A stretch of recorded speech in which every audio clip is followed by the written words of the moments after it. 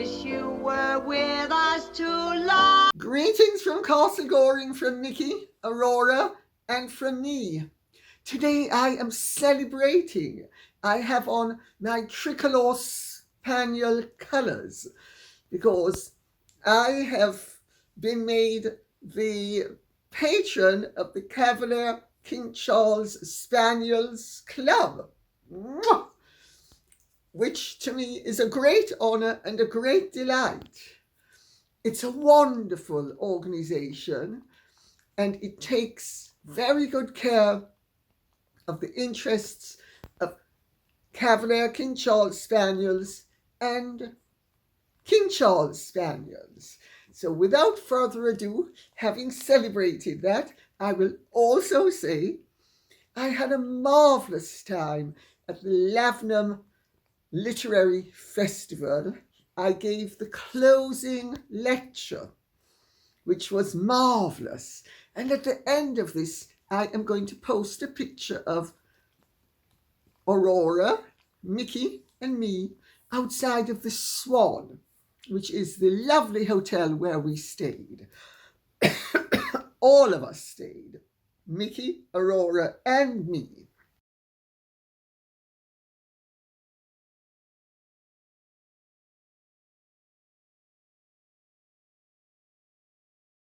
So, without further ado, I am going to plunge right in. Because, as usual, events overtake space. Sorry.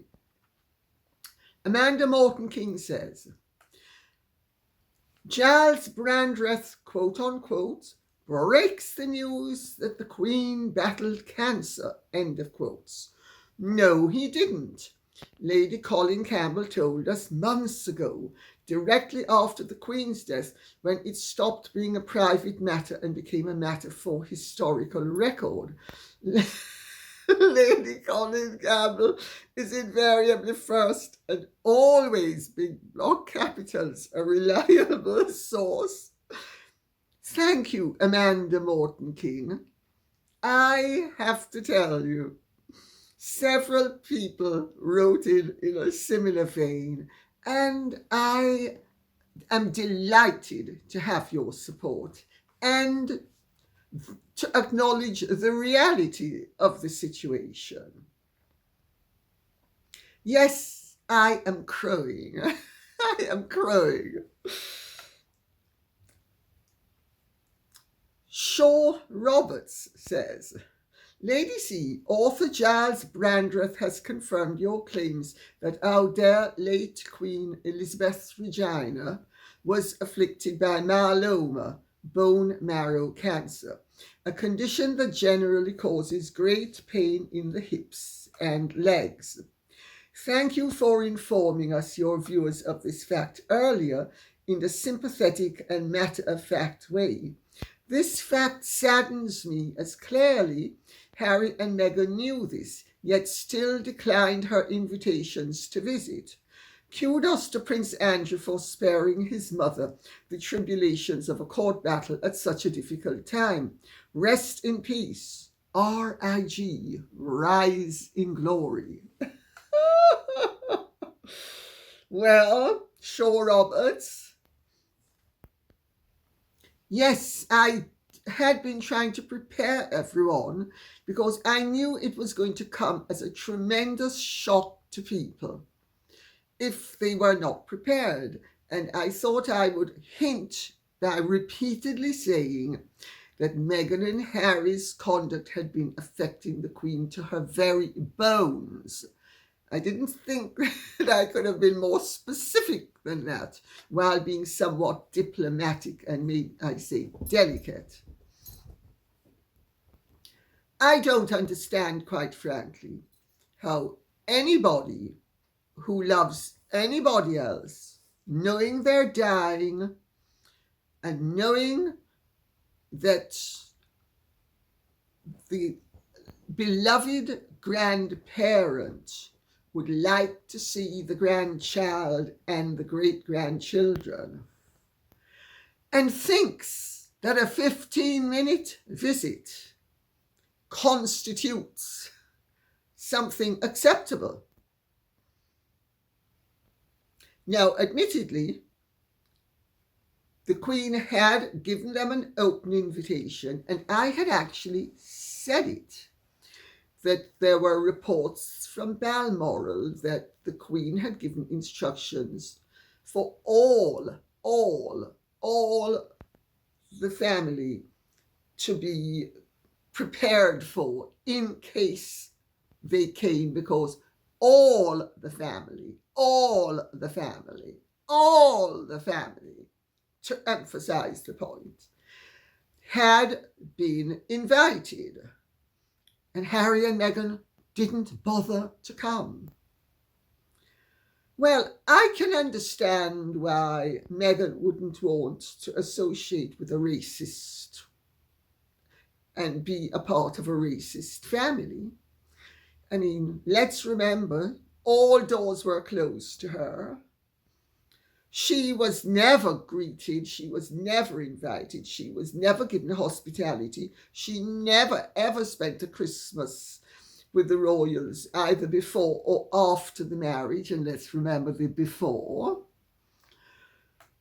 She didn't even have a wedding, because remember, nobody was there except the Archbishop of Canterbury when the three of them got married in the backyard, or was it the chicken coop? So that spectacle was a fantasy. Poor Meghan. So I can understand why she, in her bitterness at having been so reviled and rejected by this racist family, would have decided she didn't want to pollute herself or her children with having a stay in the home of the matriarch. Now, but hang on a second. Is that the matriarch after whom she named her daughter? And not even with the real name, but the nickname?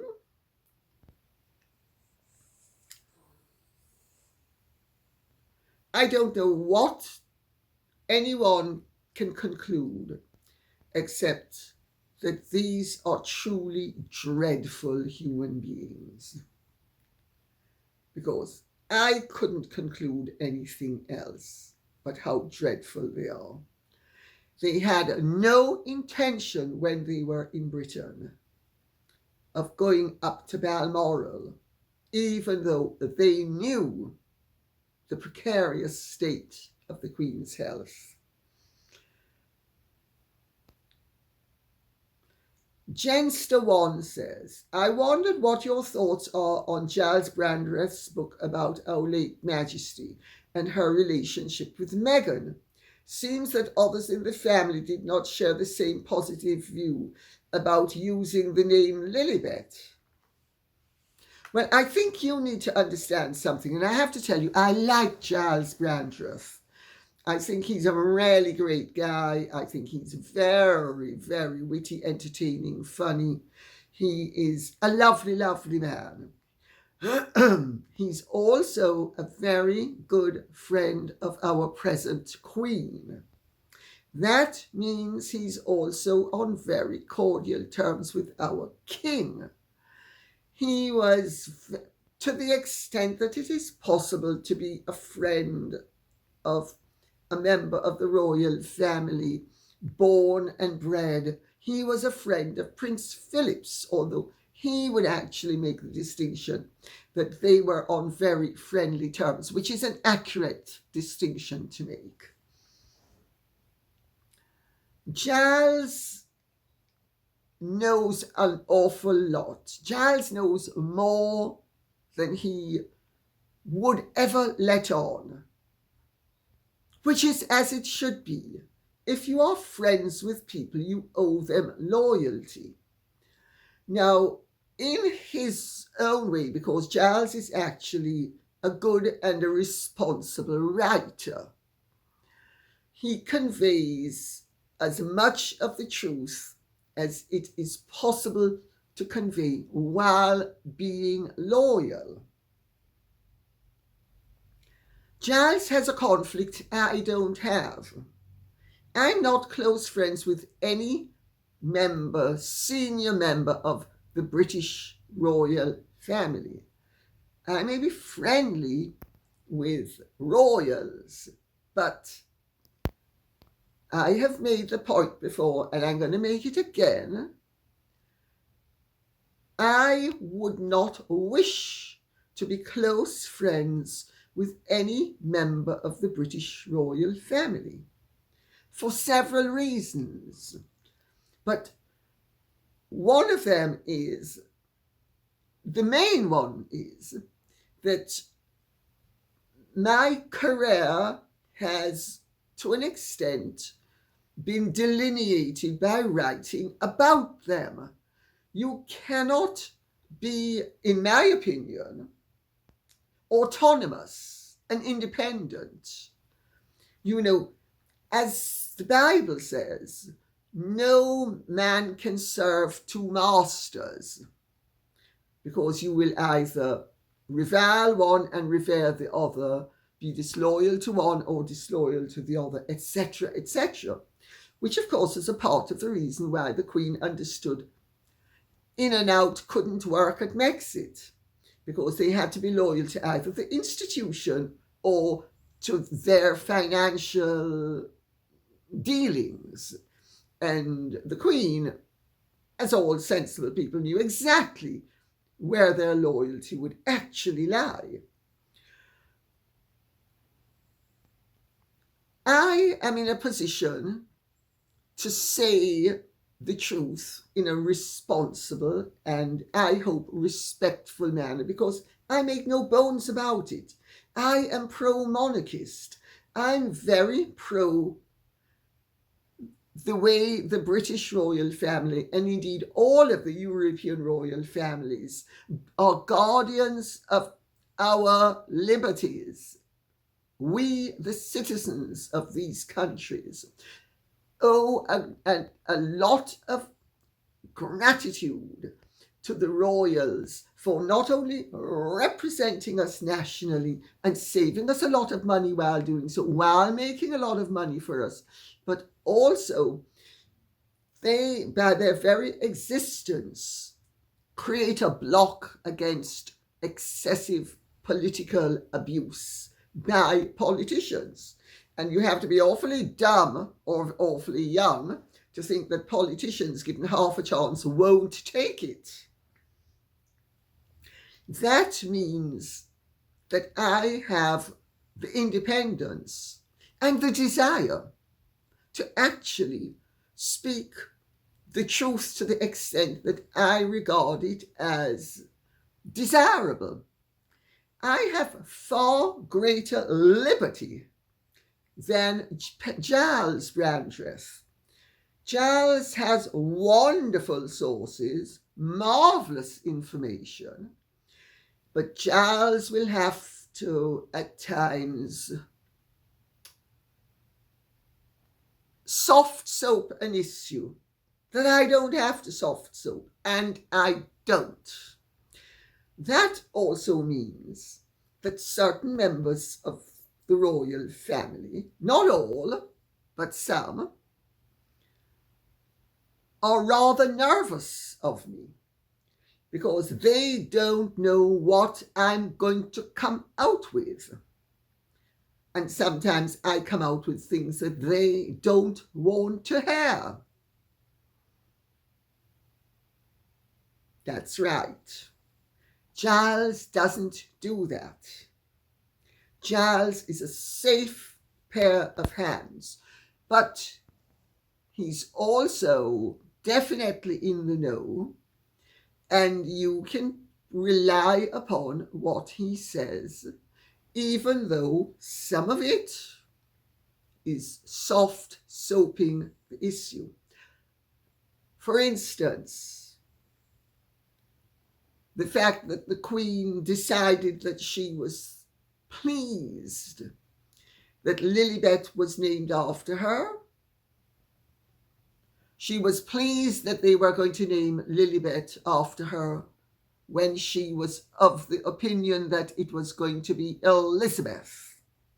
Giles has his version, I have mine. I respect his version, I have no doubt that he will extend me a similar courtesy. I hope that answers the question. Ramsden Anna says, Dear Lady C, thank you for all your videos. I want to ask you if Harry and Meghan knew the Queen was ill and deliberately spurned the opportunity to visit her, given that the family must have known she was ill well in advance of her death. If it had been me, I would have jumped on the first plane home.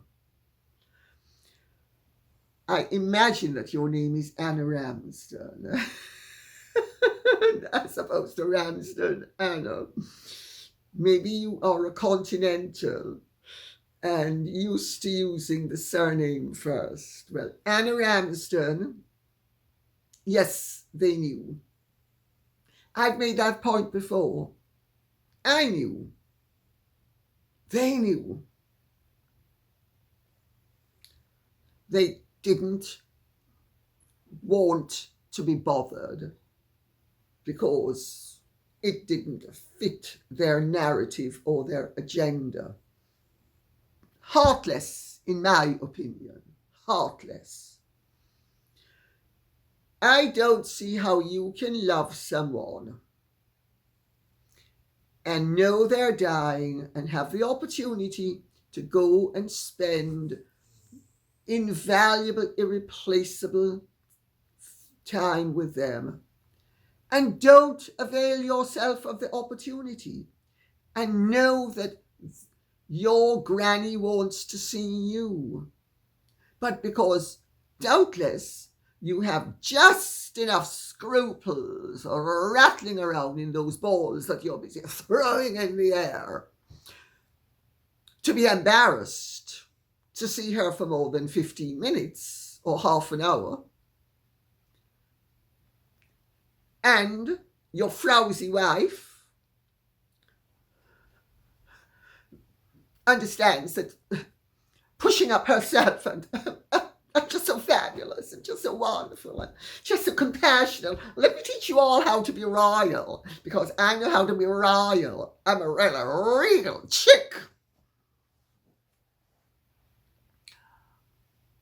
Doubtless, despite her tungsten hide, she would have been uncomfortable for any length of time at Balmoral or Sandringham or anywhere else.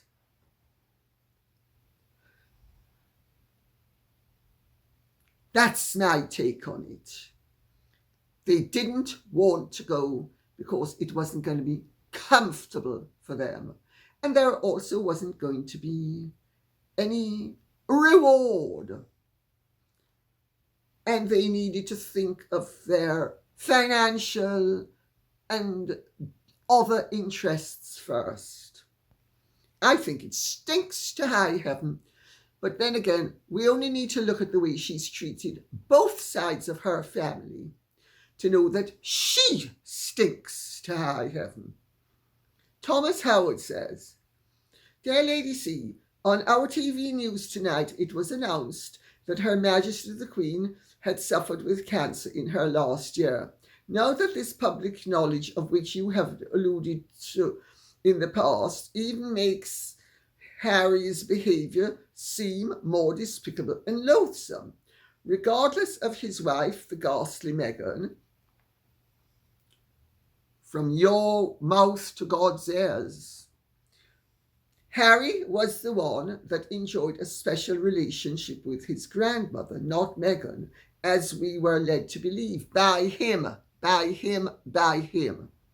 Clearly not so special that he could get on a plane and visit his dying grandmother, even though he was in this country and knew she was dying.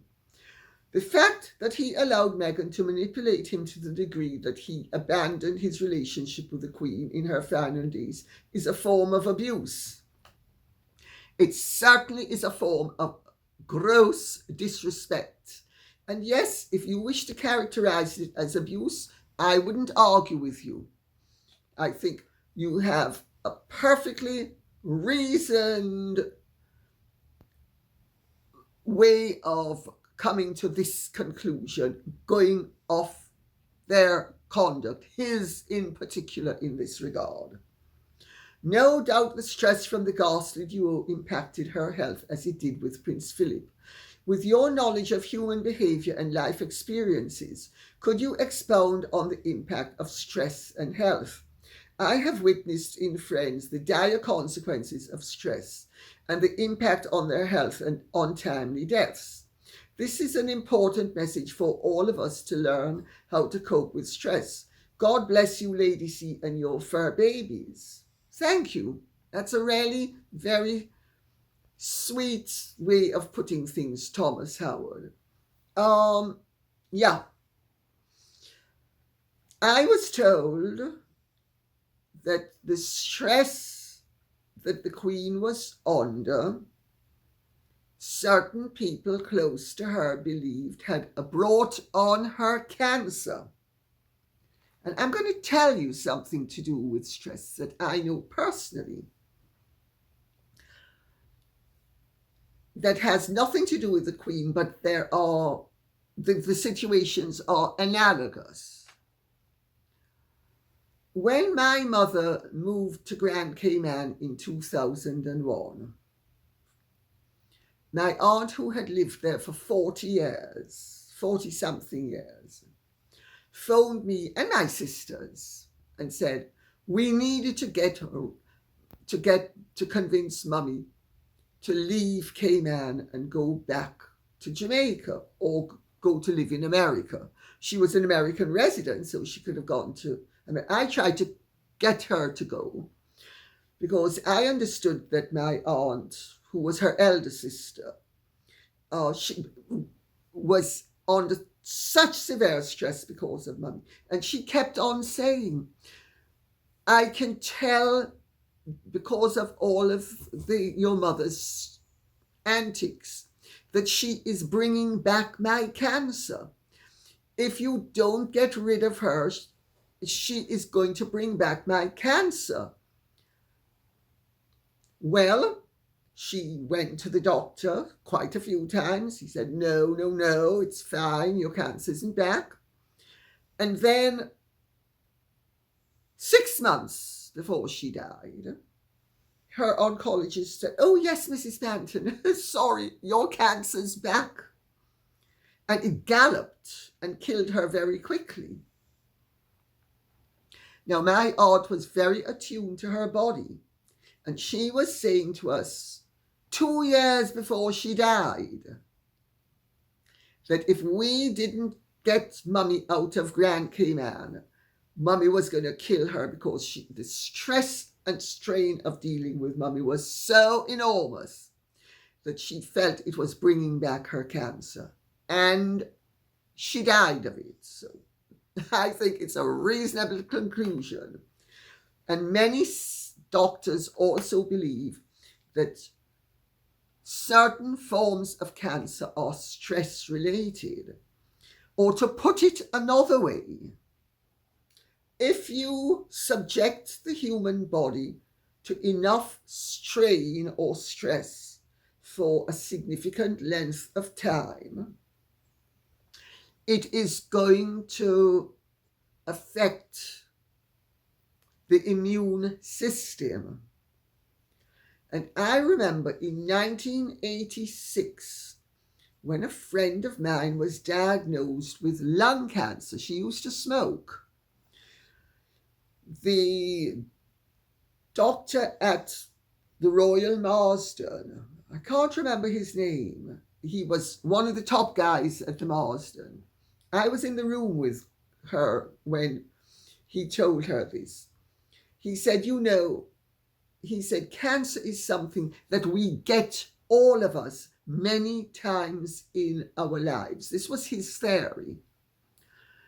And I'd never heard it before, and I'm not sure I've often heard it since, but I'd say it for what it's worth. He said, we get cancer many times in our lives, and our body fights it off.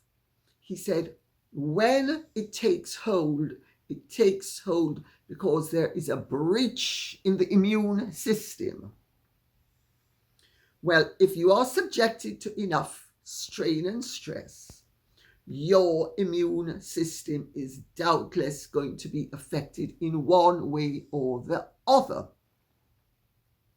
When I was doing up this castle, I was under intense stress for 2 years, 2.5 years, nearly 3 years. And at the end of it all, or towards the end of it all, actually, not at the end of it all, towards the end of it all, I got sepsis. And my doctor and my elder son both thought that I had got sepsis because I had been under so much stress for such a long period of time that my body simply gave out. So the Queen gets cancer, I get sepsis. Many people close to her are of the opinion that she could have coped with the Duke of Edinburgh's death. She was used to being on her own. She loved being queen. She loved her duty. She loved her life. She kept on having a good time even after she knew she was dying. But the two things that did it for her were Virginia Giuffre's, in my opinion, completely unacceptable and ridiculously fomented assault upon Prince Andrew's reputation to get money out of the Queen, and Harry and Meghan. Am I doing anybody an injustice? Possibly.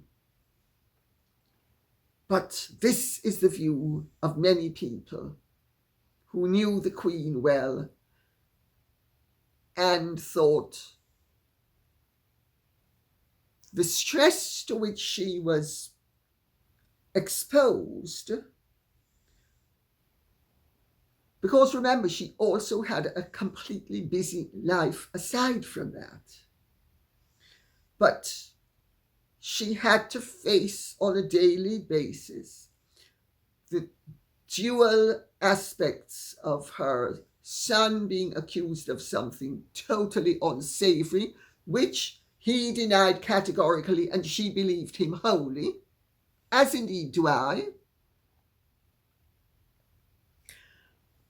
And Harry and Meghan, whose disloyalty, whose attacks, whose accusations were never ending, but only began after they were told they couldn't be half in and half out.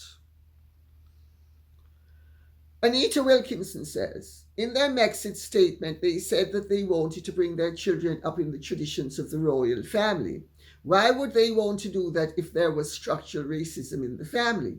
They continually contradict themselves, yet people still entertain them. Anita Wilkinson, very well observed.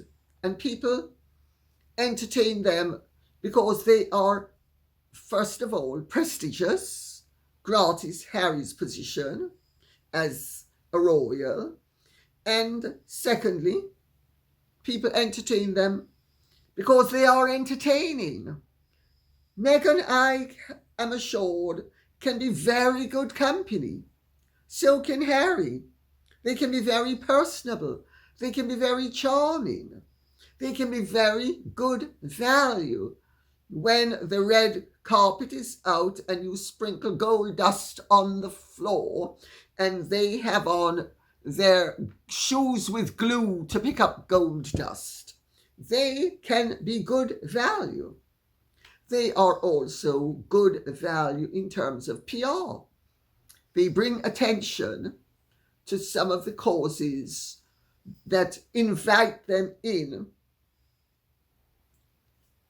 because they are newsworthy. Caroline Hobson says, are they even going to be invited to King Charles III's coronation? That's a very good question to ask. Because although Meghan has stated already that they will be attending, my understanding is that there's no such thing as a slam dunk deal where that's concerned. Harry and Meghan need to read what happened with the Duke and Duchess of Windsor. You know, he's been pushing the envelope, and so has she. Well, let's see if it gives way.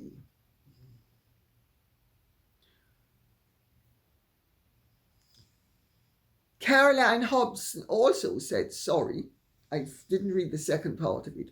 We had gotten to a good place with race relations, but now the media and people like Meghan Markle are fueling the hate. It's unnecessary. It certainly is.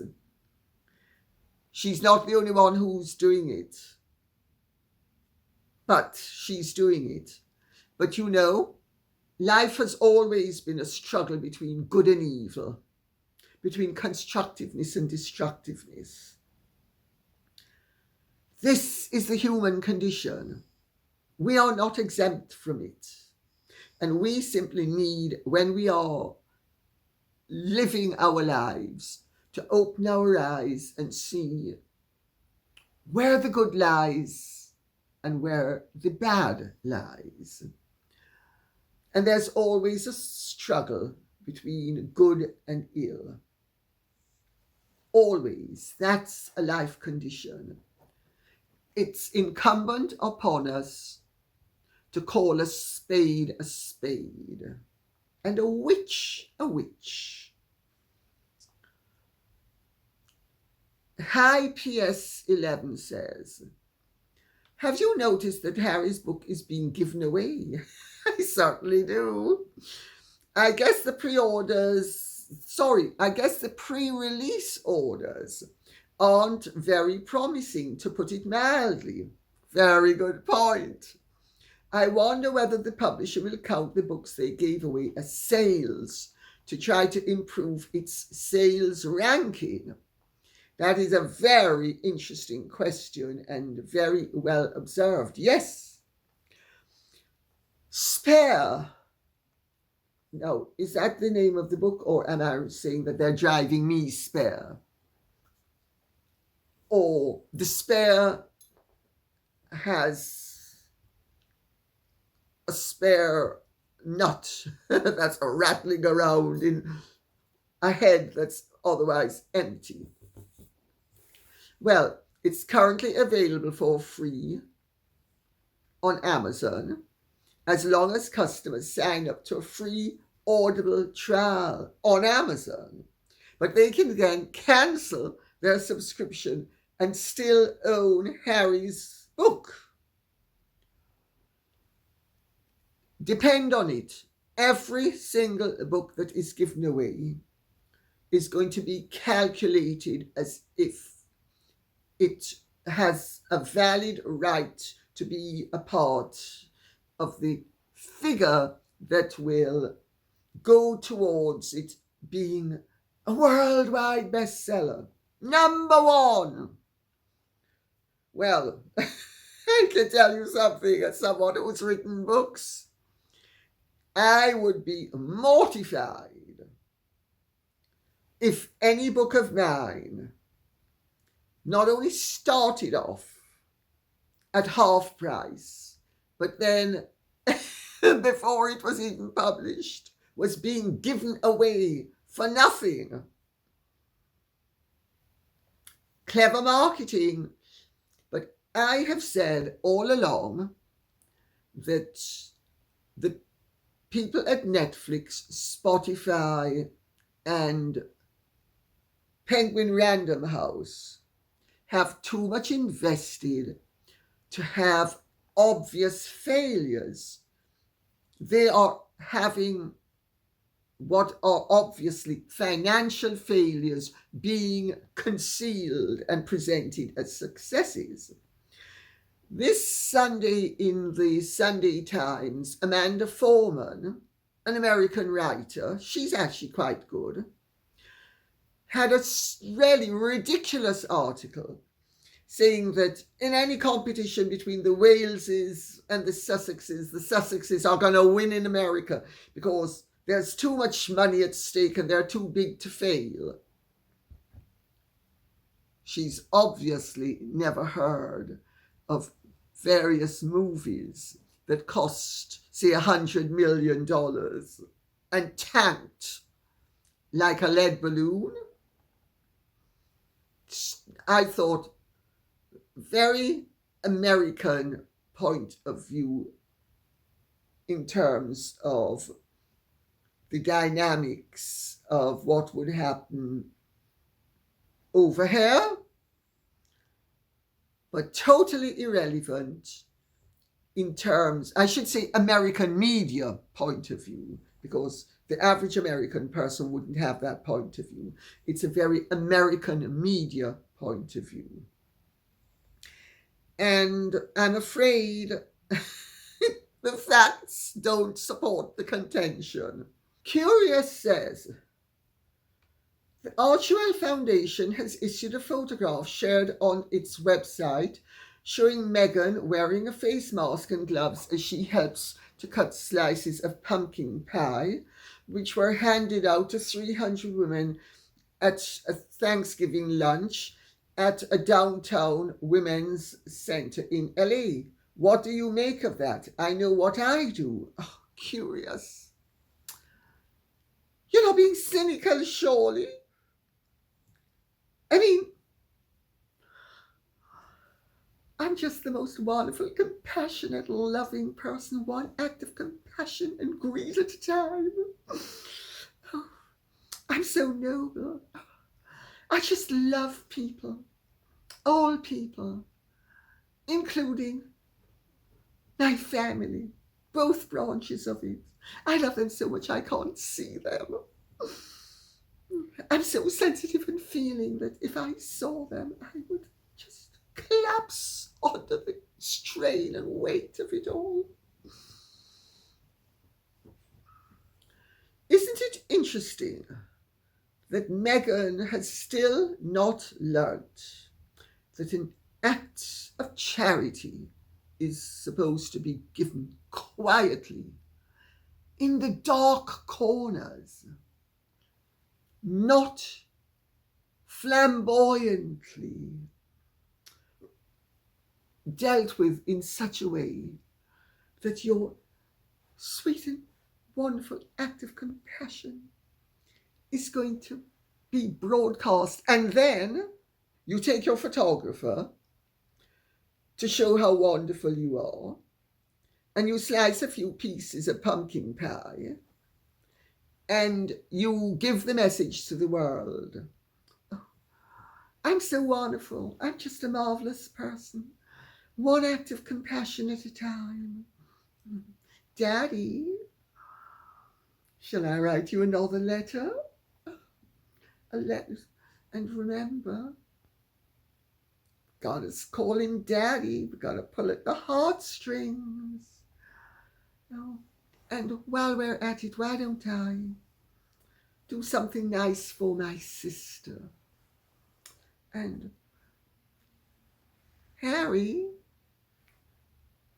I'm gonna have to tell the world that you're the one who didn't see your granny, because I'm going to have to tell the world that I wanted to see her because I'm a wonderful person.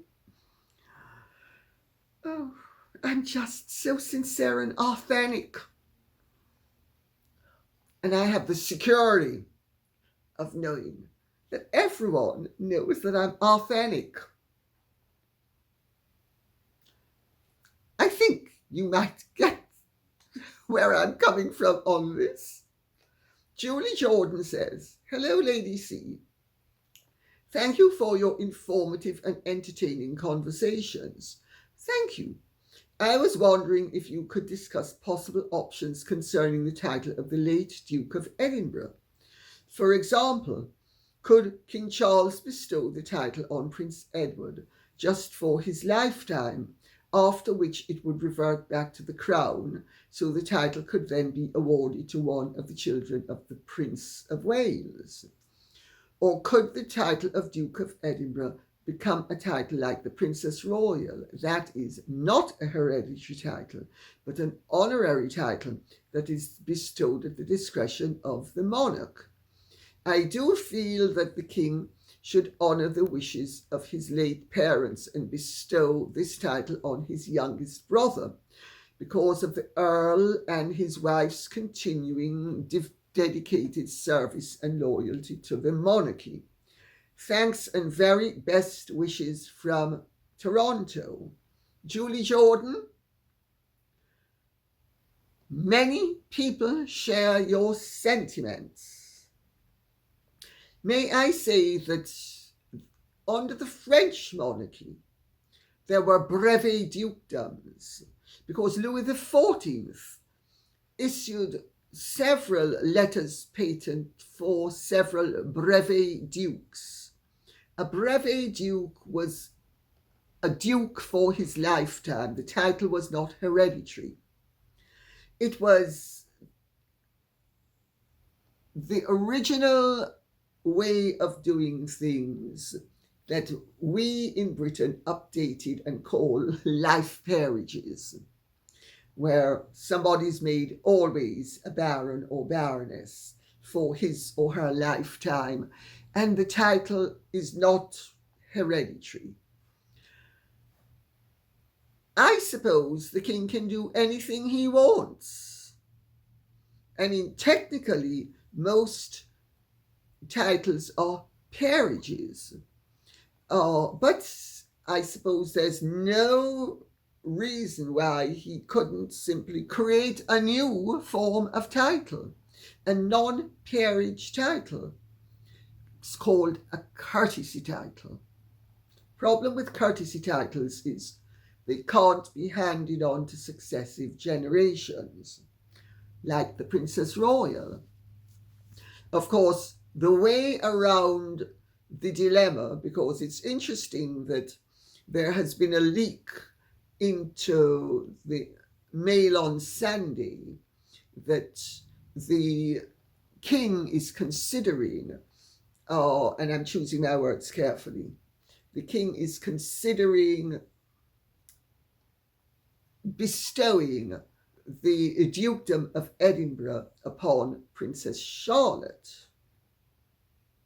Well, that would mean that under the prevailing rules, the likelihood is that if the title were bestowed upon her, she would then be able to hand it on to her children. That is a possibility. There are Scottish titles, for instance. There was the Countess of Seafield. She was Countess in her own right. There was the Countess of Sutherland. She was Countess in her own right. Many of the Scottish titles, not all, but some, can pass through the female line. So the Dukedom of Edinburgh could then pass through the female line, and her son or daughter, whichever came first, depending on the letters patent, could then become Duke or Duchess of Edinburgh in his or her own right. And the other children would all be Lord and Lady whatever Windsor. Well, Windsor until they got married. She got married. So I don't think, in fact, they could be Windsor, because they would have to take her husband's surname. So to think this through, as I'm talking, I need to think it through. But there is another way of doing it. Making the Princess Royal title not hereditary, but endowing it with the lifestyle and privileges of the other princes who do not have peerages. For instance, Prince Michael's son is Lord Frederick Windsor. His daughter is Lady Gabriella Kingston, was Windsor. So in theory, the king could get around all of these problems very simply because Princess Charlotte will, when Princess Anne dies, be entitled, once her father is king, to become the Princess Royal. And I don't think the present king is going to live quite as long as his mother or grandmother.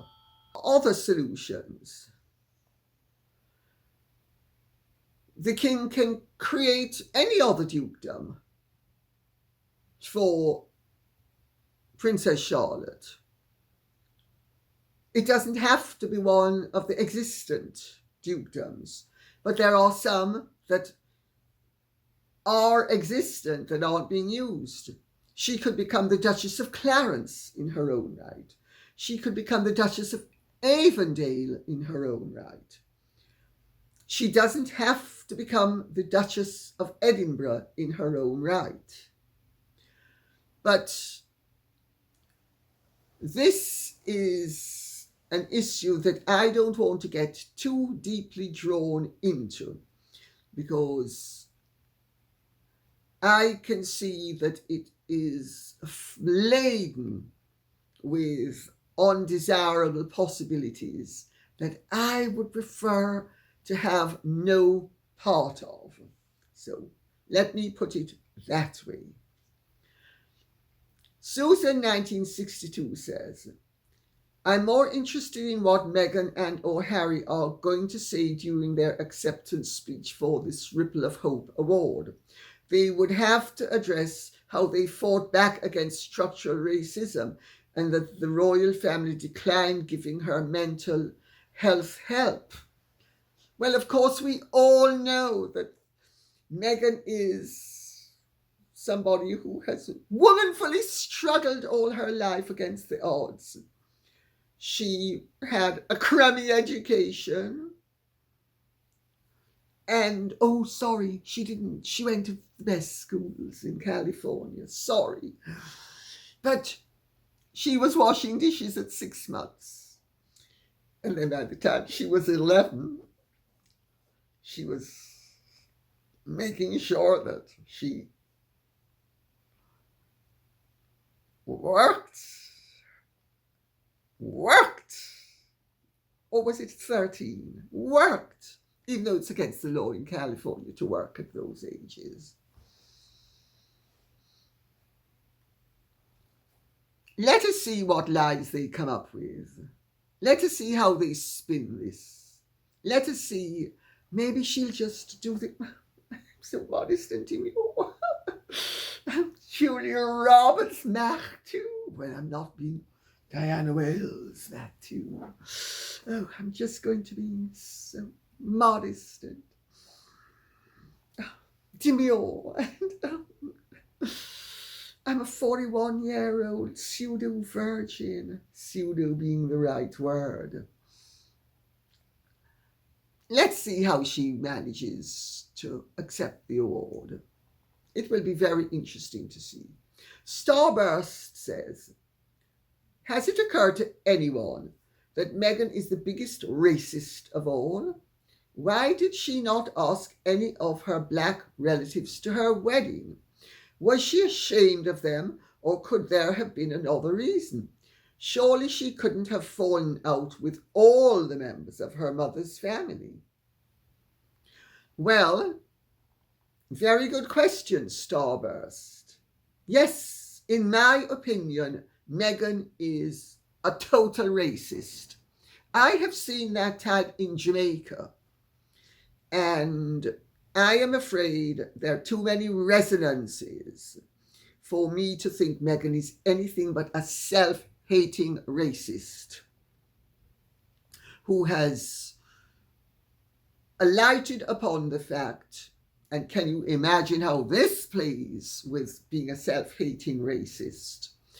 To actually discover that what works best for you is to enact and embrace the very thing you loathe, despise, and look down upon. I could be doing her a grave injustice. Somehow, her actions and her very words tell me I'm not. Because she is the one who said she was very conflicted about her identity. I don't know why she should have been, because most people in her shoes in the United States of America, given a choice between a box that said black or white, would have ticked black. She's the only student at the school, and there were many mixed race students who had a dilemma as to what box to choose to tick. And as we all know, for much of the rest of her life, she was ticking the white box. But I actually have spoken to the family, and I have to tell you, it may not only be race that's at issue, although there is a strong school of thought that Meghan didn't want her black or her white relations showing up to her wedding because she didn't regard them as sophisticated enough. She was embarrassed by their not being as classy as she regarded herself as being, notwithstanding the fact that her father's demeanour is far more that of a duke, a British duke, than hers is as being a British duchess. I say that for what it's worth. But evidently, the family feels there is another very good reason why everybody was excluded. It's because they would have inadvertently let the cat out of the bag and exposed Meghan's, oh, poor me, I never had a family. I worked my whole life. I've struggled. Look at what I have accomplished against such adversity. When, of course, she was coddled and spoilt and pampered all her life and was surrounded by a loving family on both sides. And her mother's family is the one that used to have big Thanksgiving and Christmas dinners, and Meghan and the Markle children used to go to them. That's the recollection of the rest of the family. And they believe that, and I actually said it in my book, Meghan and Harry, the Real Story, that the reason why Meghan could not have her father present for her wedding, and we can now add the rest of the family, is that they would have opened up their mouths just by being normal and spoken the truth. And that was the one thing Meghan couldn't risk happening. The truth was going to destroy her by destroying her faux narrative of victimhood. A.T. says, Lady C, what do you think of Jill Scott winning I'm a Celebrity? What do you think of Matt Hancock coming third and Matt Tyndall fourth? This year, the tensions in the camp were handled much better than when you were in there in 2015. No one victimized Matt Hancock overtly the way that you were victimized. Do you think the producers learned a lesson from the way you were ganged up against? I still can't believe the way they all ganged up against you. Well, yes, they did. But Chris Eubank told me when we came out of the jungle that at the end of the second day in the camp, after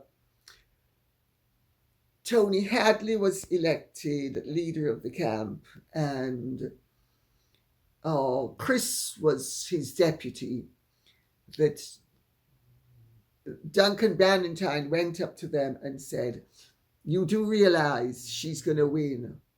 We don't stand a chance of winning unless we run her out of the camp."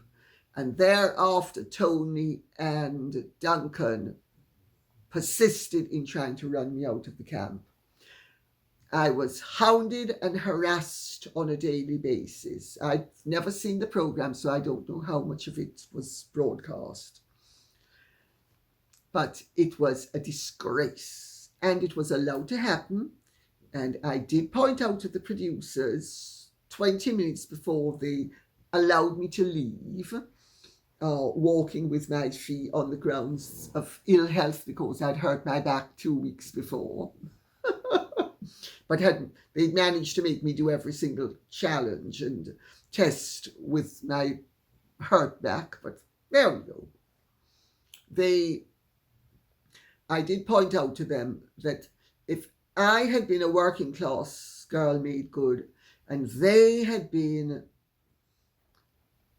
Tony and Duncan had been lords, they would have shut it down 2 weeks before. And I said, I give you 20 minutes to shut it down. And miraculously, I was allowed to leave.